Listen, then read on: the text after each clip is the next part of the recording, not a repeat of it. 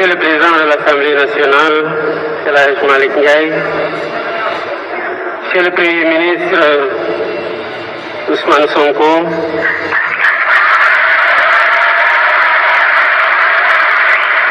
honorables députés, Monsieur le ministre d'État, Salamine Loum, Mesdames, Messieurs les ministres, Messieurs les membres du corps diplomatique, chers partenaires techniques et financiers, distingués invités, en vos rangs, titres et qualités.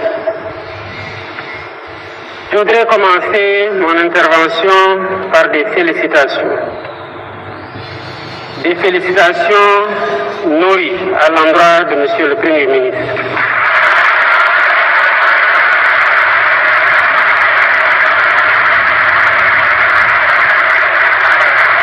Félicitations à l'ensemble des membres du gouvernement.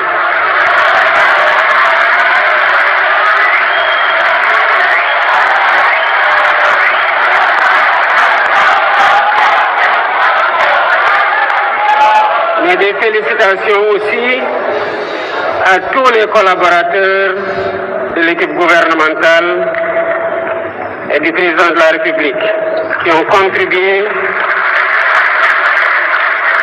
à l'élaboration de ce plan de redressement dont vous avez chacune et chacun l'opportunité d'en apprécier la pertinence et le réalisme.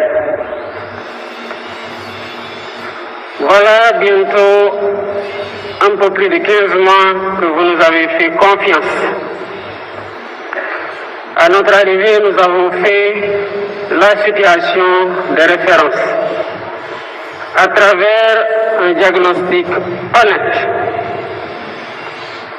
D'abord, par un audit de l'inspection générale des finances publiques, comme nous l'impose la loi 2012-22 portant code de transparence dans les finances publiques. Nous avons par la suite remis cet audit pour certification à la Cour des comptes qui en a aggravé les résultats, comme pour témoigner de sa liberté d'action et de son indépendance. Nous ne nous sommes pas arrêtés à ça.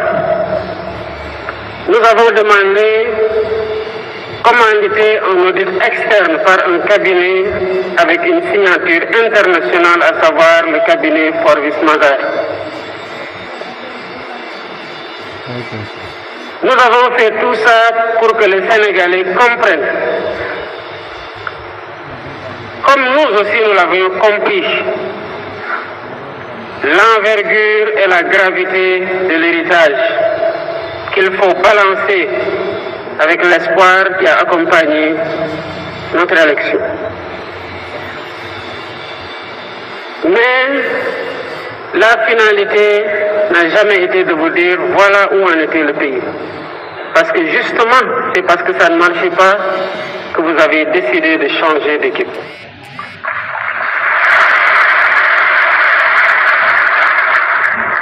Et nous nous sommes donc attelés à proposer des solutions. Cela a conduit en un temps record à la présentation de la vision Sénégal 2050, l'agenda national de transformation. Cela a conduit à la confection du master plan, à la sélection d'un portefeuille de 80 projets catalytiques. Mais nous ne pouvions pas nous en tenir à les exprimer, à les concevoir, à les partager. La cadence des réformes a été très bonne et cela rend compte de l'efficacité de l'action gouvernementale et de l'efficience dans la conduite de cette action par le Premier ministre. Pourquoi nous avons fait le choix de la vérité. Parce que nous savons que vous avez élu des hommes véridiques pour les avoir éprouvés.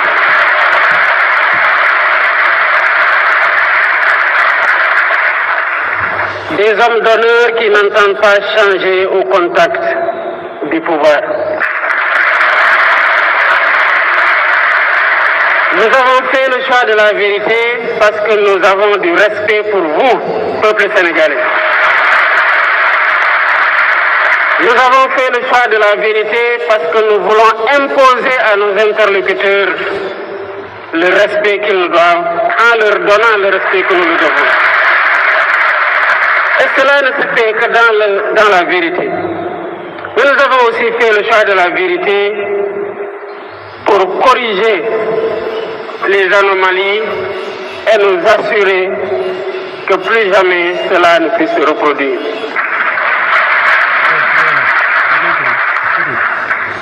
Toutes les fois que nous avons discuté avec les partenaires techniques et financiers, ils nous ont posé la même question légitime, certainement que beaucoup d'entre vous se posent.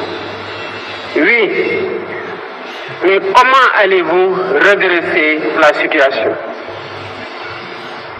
Il fallait justement un plan pour redresser la situation et c'est là toute la pertinence du plan de redressement que le Premier ministre a conçu et a présenté. Avant, quand des difficultés étaient relevées à la suite d'un diagnostic, on se contentait justement à dire que nous allons maîtriser les dépenses publiques, que nous allons faire une meilleure mobilisation des ressources domestiques, que nous allons mobiliser des financements endogènes. Oui, mais la question du FMI revient toujours. Oui, vous allez faire tout ça, mais comment? Concrètement, vous allez le faire. Évidemment, il n'y avait pas de réponse, si ce n'est dinañ ko lijjanti.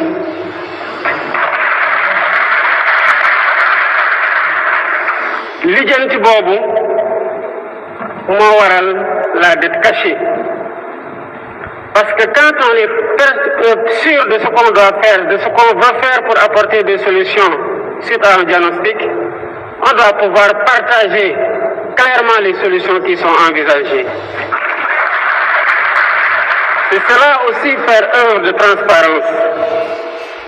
Et c'est là la différence avec le plan de redressement que le Premier ministre vient de vous présenter.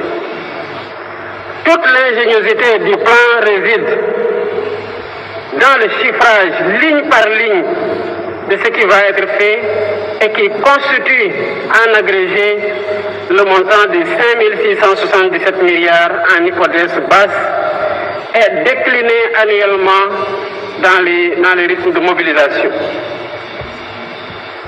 C'est cela que le FMI attendait comme réponse. C'est cela que le peuple sénégalais attendait comme réponse.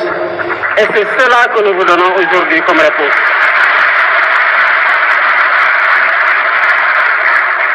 Le Premier ministre l'a dit à juste titre.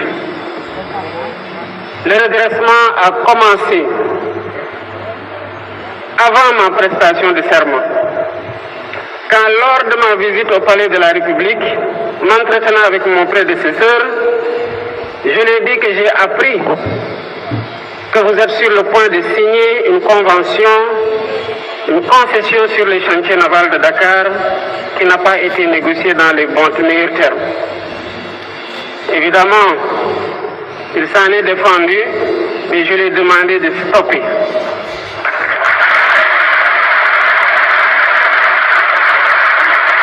Et nous avons relancé un nouvel appel d'offres qui sera bientôt finalisé. Et vous verrez, comme vous l'avez vu dans les renégociations précédentes, quel a été le premier contrat et quel est désormais ce que nous avons signé.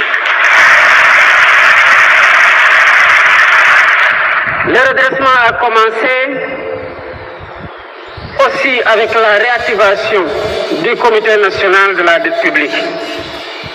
Évidemment, tout le monde se pose la question de savoir, mais comment cela a-t-il pu arriver sans que les ressorts de vigilance de l'État ne puissent se déployer? Évidemment, ils ont désactivé tout ce qui aurait pu donner l'alerte pour qu'on puisse freiner ou faire freiner des quatre fers.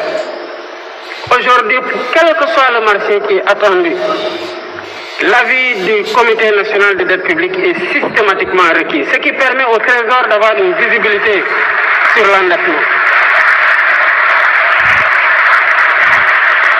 Mesdames, Messieurs, le redressement a commencé et se poursuit. Cette semaine, j'ai convoqué une session extraordinaire de l'Assemblée nationale pour le vote de 4 lois sur la transparence.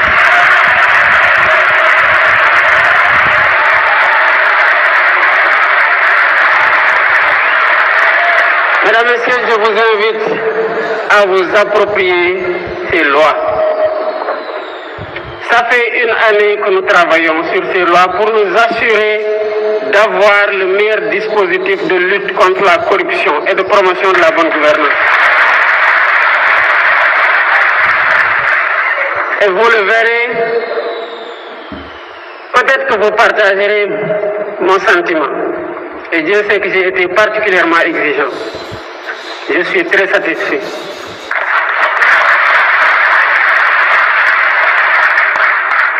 Ces lois contribueront à renforcer significativement le dispositif opérationnel de lutte contre la corruption et de promotion de la transparence et de la bonne gouvernance. Et ces lois constitueront un rempart sûr contre les prévarications de toutes sortes. Il appartiendra au peuple sénégalais d'en être la vigie pour l'application systématique des dispositions qui seront retenues. Comme vous le savez, la reddition des comptes aussi se poursuit. Vous avez vu, l'Assemblée nationale fait son travail, la justice fait son travail dans la sérénité. Et ce travail se poursuivra dans la sérénité. Pour ce qui concerne la taille de l'État, le redressement aussi a déjà commencé. Nous avons dissous